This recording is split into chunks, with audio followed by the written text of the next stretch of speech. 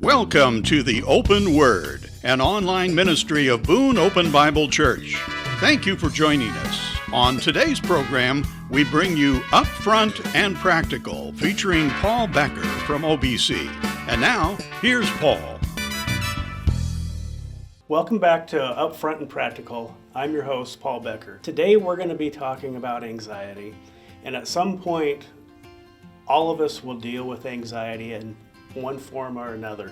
For some of us, it comes and goes. For others, they deal with it on a daily basis. I want to share a quote from Billy Graham. He said, "Historians will probably call our era the age of anxiety. Anxiety is the natural result when hope is centered around anything short of God's will for our lives." Interesting quote, because I think it is a true one.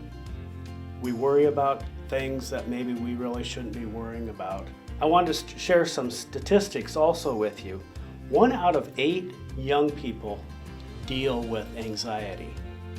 To me, that's a lot. We have kids that are suffering from anxiety, suffering from confusion, which leads, unfortunately, to ADHD and other issues that can be health related. In the United States, 40 million adults, or more than 18%, deal with anxiety every year, but 36.9 only seek help. I'm not here to criticize, but I'm here to offer help and give you ways that you can cope with that.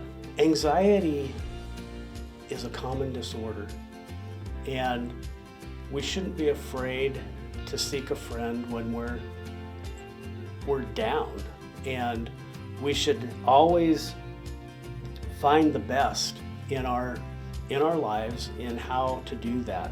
Also, God wants us to do so much more, to walk through life without fear, without anxiety. I'm not surprised that with our election and with the things that have been going on in our nation and world, that we are anxious and we have fear in our lives. And with God, we have no fear. And the enemy brings fear in because he doesn't want us to be successful. The Bible also tells us not to be anxious. Philippians chapter 4, verses 6 and 7 says, "Do not be anxious for anything, but through prayer and supplication, let your requests be made known to him." So that is part of the avenue that God gives us through his word.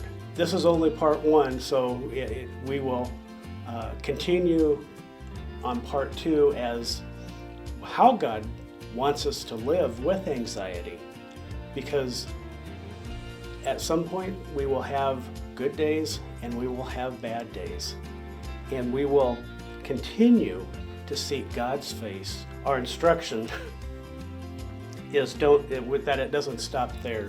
The chapter just continues to go on of how God wants us to make those requests known. And we'll be talking about that in our next part 2 of anxiety. For Upfront and Practical, I'm Paul Becker.